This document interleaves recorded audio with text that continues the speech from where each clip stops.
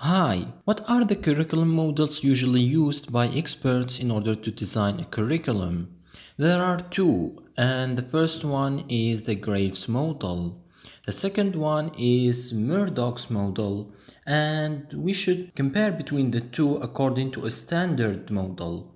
A standard model is a model that should care about environment analysis, needs analysis, principles, goals, content and sequencing, format and presentation, monitoring and assessment, and finally evaluation. So starting with the environment analysis, Graves' model is about defining the context, while Murdoch's is about resource limitations, sociocultural factors and learning habits, learners' age group, lifestyle and interests, interesting aspects of the target language's culture.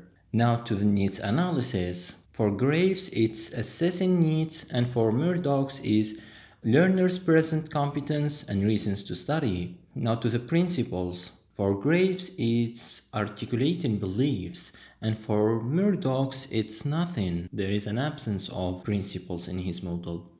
Now to the goals. For Graves, it's formulating goals and objectives. For Murdoch, it's course objectives.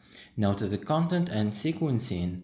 For Graves, it's conceptualizing content and organizing course. For Murdoch, it's language and procedures, emphasizing particular skills, and choosing suitable textbooks. Now to the format and presentation. For Graves, it's developing materials, and for Murdoch, it's the methodology used, type and sequencing of activities. Now monitoring and assessment. With Graves, it's designing an assessment plan, while for Murdoch, it's nothing. There is an absence here as well.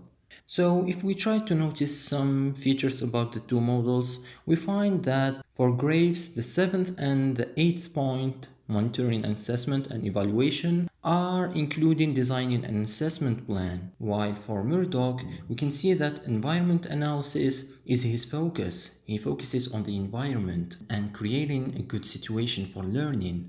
But on the other hand, he doesn't have any principles, and he doesn't care as well about monitoring, assessment and evaluation. So that's it for today's video. Thank you for watching, and I see you soon.